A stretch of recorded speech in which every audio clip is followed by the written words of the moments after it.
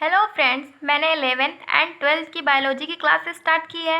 मैंने 11th के unit number 3 के कोशिका संरचना एवं कार्य चैप्टर लिया है। बात करते हैं कोशिका किसे कहते हैं। कोशिका इंग्लिश में वर्ड है, इंग्लिश में से सेल कहते हैं। कोशिका को इंग्लिश में सेल कहते हैं। सेल जो है लैटिन वर्ड सेलुला से मिलकर बना होता है। सेलुला किसे कहते हैं? सेलुला का मतलब क्या होता है? सेलुला का मतलब छोटा कमरा होता है। अब बात करते हैं कोशिका की खोज किसने की? रॉबर्ट हुक ने 1665 ईस्वी में की। इम्पॉर्टेंट है ये। कोशिका किसे कहते हैं?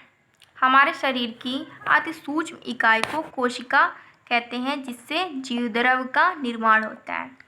हमारी बॉडी की सबसे छोटी यूनिट जो होती है उसे हम क्या कहते हैं? कोशिका कहते हैं। अब बात करते हैं सेल थ्योरी की।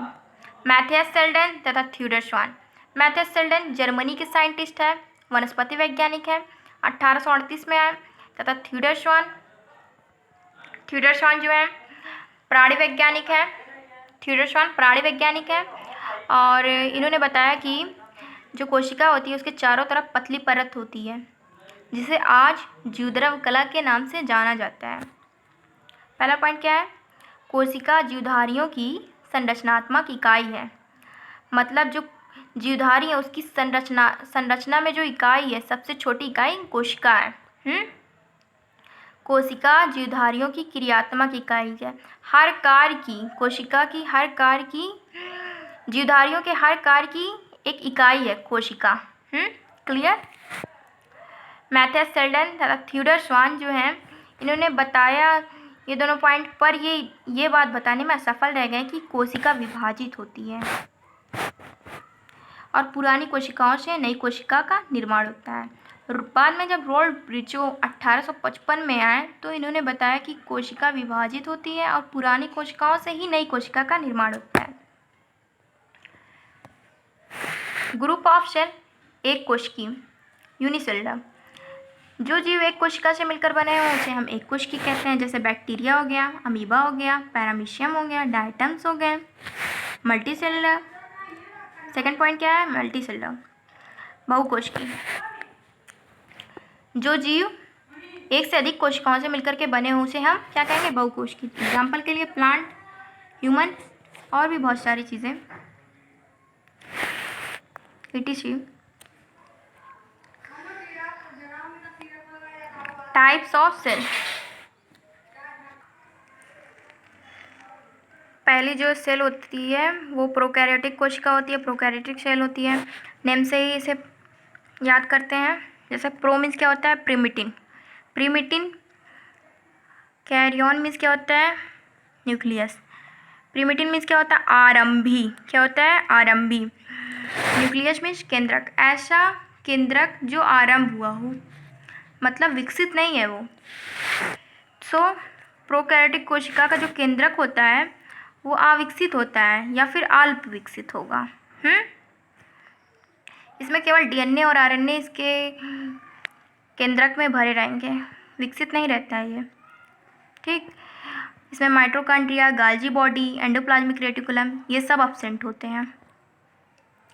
जितने भी ऑर्गन्स होते हैं सब अब्सेंट होते हैं, सिर्फ राइबोसोम को छोड़कर। राइबोसोम जो होता है वो 70S राइबोसोम होता है, 70S। ओके, एग्जाम्पल की बात कर लेते हैं तो बैक्टीरिया इसमें होता है प्रोकैरियोटिक में, नीले हरे शैवाल। पीपीएलओ का फुल फॉर्म क्या होता है? Pleuropneumonia like organism, bacteria, virus. ये सारे जो है प्रोकैरियोटिक के एग्जाम्पल हैं। यूकैरियोटिक सेल, दूसरी कोशिका कौन सी होती है? यूकैरियोटिक टाइप की। नेम से इसको तोड़ते हैं। Eu means good, karyon means nucleus, ऐसी कोशिका जिसका न्यूक्लियस अच्छा हो यानी विकसित हो, ऐसी कोशिका को हम क्या कहेंगे? यूकैरियोटिक सेल कहेंगे। ठीक, इसका जो न्यूक्लियस होता है, ये न्यूक्लियस है, ये क्या है? पूरा न्यूक्लियस है, ये न्यूक्लियोलस है, ये केंद्रिका है और ये केंद्रक है, कंफ्यूज मत होइएगा। ये जो है पूर्ण विकसित होता है, इसमें क्रोमोसोम्स होते हैं, इसके साइड में पूरा साइटोप्लाज्म होता है, गोल्जी बॉडी होती है, माइटोकॉन्ड्रिया होता है, एंडोप्लाज्मिक रेटिकुलम होता है। एग्जाम्पल के लिए हम लोग बात करते हैं आरबीसीज, डब्ल्यूबीसीज एंड तंत्रिका कोशिकाएं, और भी बहुत सारी कोशिकाएं हैं। राइबोसोम प्रेजेंट होता है, 18S राइबोसोम होता है इसमें।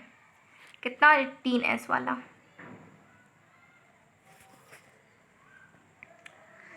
शेप एंड साइज की बात करते हैं। कोशिका स्टार्टिंग में क्या होती है? गोल होती है, बाद में अंडाकार हो जाती है, लंबी हो जाती है, बहुभुजी हो जाती है। सबसे छोटी कोशिका क्या है? Mycoplasma gallisepticum. सबसे छोटी कोशिका हमारी माइकोप्लाज्मा गैलीसेप्टिकम है, जो कि 0.3 माइक्रोमीटर की है। उसके बाद पीपीएलओ 1 माइक्रोमीटर की है। और सबसे बड़ी कोशिका जो होती है हमारी शुतुरमुर्ग का अंडा है, 7 सेंटीमीटर इसका व्यास होता है। सबसे लंबी कोशिका की बात करते हैं तो 90 सेंटीमीटर इसका लंबाई है। कौन सी कोशिका? तंत्रिका कोशिका। प्लाज्मोडेस्माटा। प्लाज्मोडेस्माटा क्या होता है? ये हमारी कोशिका है, इसके चारों तरफ सेल वाल होते हैं। सेल वाल में छोटे छोटे छिद्र दिख रहे हैं। ये जो यहाँ से है छिद्र है, रंध्र इसको कहते हैं, पोर कहते हैं इंग्लिश में। ये पोर से एक धागा जुड़ा हुआ है, यही प्लाज्मोडेस्माटा होता है। क्या होता है? प्लाज्मोडेस्माटा।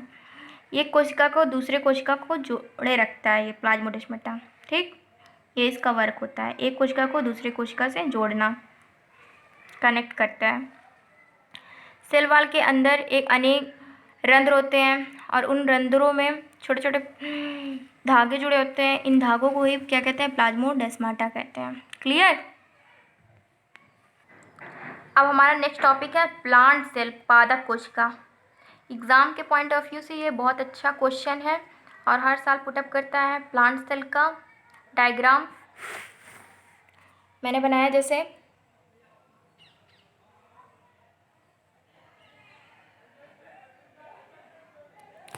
चलिए बात करते हैं क्या क्या है इसमें। प्लाज्मा लेमा है, जो लास्ट वाली लाइन दिख रही है वो प्लाज्मा लेमा है। ये माइटोकॉन्ड्रिया है, ये वाली लाइन सेल वाल होती है। क्लियर? ये हमारा न्यूक्लियोलस है, केंद्रिका है। और ये जो है हमारा एंडोप्लाज्मिक रेटिकुलम है, और इसके साइड साइड में जितने भी लगे हैं ये सब राइबोसोम्स लगे हुए हैं। और ये पूरा हमारा न्यूक्लियस है, ये जो है क्रोमोसोम दिख रहा है हमारा। ये जो है प्लाज्मोडेस्माटा है, जो कि मैंने अभी पढ़ाया है। ये लाइसोसोम है, इसे सुसाइडल बैग्स के भी नाम से जानते हैं। सुसाइडल बैग्स इसलिए इसे कहते हैं क्योंकि ये अपने ही कोशिकाओं को कभी कभी ख़त्म कर देते हैं। ये हो गया साइटोप्लाज्म, कोशाद्रव पूरा बिखरा हुआ है। ये स्टार्च है, प्लांट जो स्टार्च बना लेते हैं फूड लेकर के। ये माइटोकॉन्ड्रिया, ये हमारी वैक्यूल, ये एंडोप्लाज्मिक रेटिकुलम। ये 2 टाइप्स की रेटिकुलम उसमें पाई जाती है एंडोप्लाज्मिक, एक स्मूथ एक रफ। ये स्मूथ वाली है, ये रफ वाली है। अब बात करते हैं, इसमें क्लोरोप्लास्ट होता है जो पौधे का रंग हरा बनाए रखता है। इसमें क्लोरोफिल प्रेजेंट होता है। ये गोल्जी बॉडी, पूरा डायग्राम देख लीजिए फ्रेंड्स। इलेक्ट्रॉनिक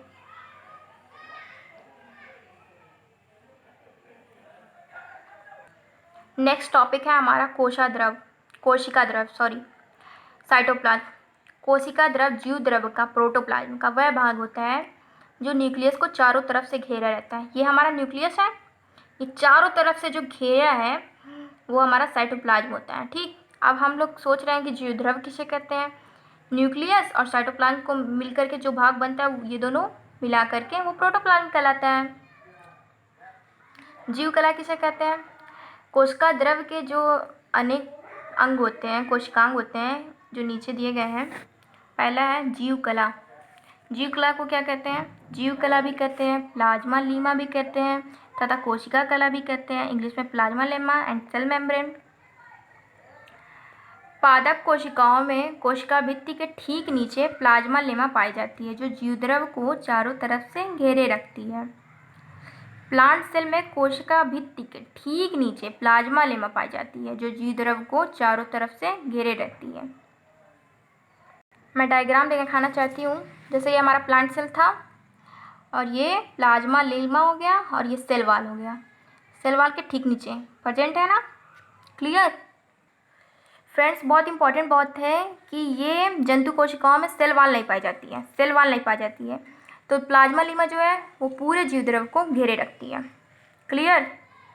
अब बात करते हैं कि प्लाज्मा लीमा जीव कला किन से बनी होती है। इसमें 4 लेयर्स होती हैं, 4 परत पाई जाती हैं। पहला प्रोटीन, फिर फास्फोलिपिड, फिर फास्फोलिपिड प्रोटीन, ऐसे इसका सीक्वेंस होता है और ऐसे बनी रहती हैं, जिसे हम यूनिट मेम्ब्रेन्स के नाम से भी जानते हैं। अगर ऐसी प्रोटीन, फास्फोलिपिड प्रोटीन ऐसी कहीं भी परत किसी भी सेल्स में दिखाई देती है तो उसे हम यूनिट मेम्ब्रेन्स के नाम से जाना जाता है। क्लियर। अलग अलग साइंटिस्टों ने अलग अलग मत प्रस्तुत किया यूनिट मेम्ब्रेन के बारे में।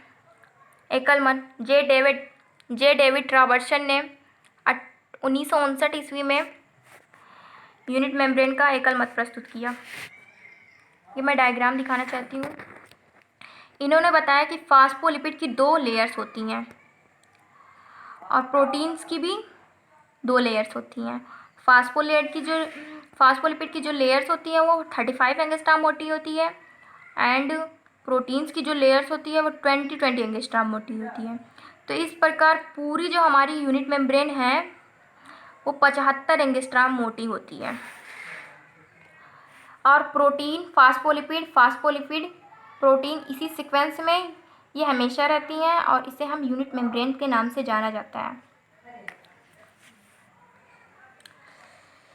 तरल मोज़ेक मॉडल, ये एग्ज़ाम के पॉइंट ऑफ व्यू से ये दोनों टॉपिक्स बहुत इम्पॉर्टेंट हैं, हमेशा पूछ लेते हैं एग्ज़ाम में। ये जो यूनिट मेम्ब्रेन है इसको देखो क्या है। प्रोटीन 2 तरीके की होती हैं इसमें। पहली होती है आंतरिक प्रोटीन, दूसरी बाय प्रोटीन, ठीक। और बीच में इसके फास्फोलिपिड की 2 परतें होती हैं, 2 लेयर्स पाई जाती हैं और किनारे किनारे शर्कराएँ हैं। अब कुछ प्रोटीन्स शर्करा से मिल करके ग्लाइकोप्रोटीन्स बना लेती हैं और कुछ ग्लाइकोलिपिड बना लेती हैं लिपिड के साथ जुड़कर। ओके।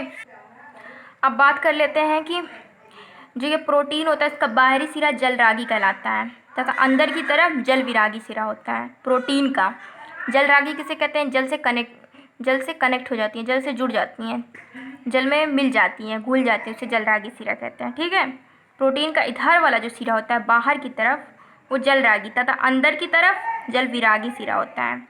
मतलब प्रोटीन का बाहरी सिरा जल रागी तथा प्रोटीन का वशीय परत की तरफ सिरा, फास्फोलिपिड की तरफ सिरा जल विरागी। क्लियर।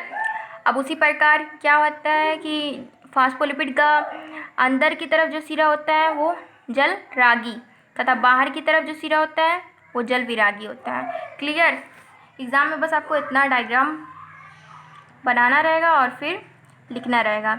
इसको S J. Singer and J Nicolson ने ये जो तरल मोज़ेक मॉडल है इसको दिया था, ठीक है, 1972 ईस्वी में।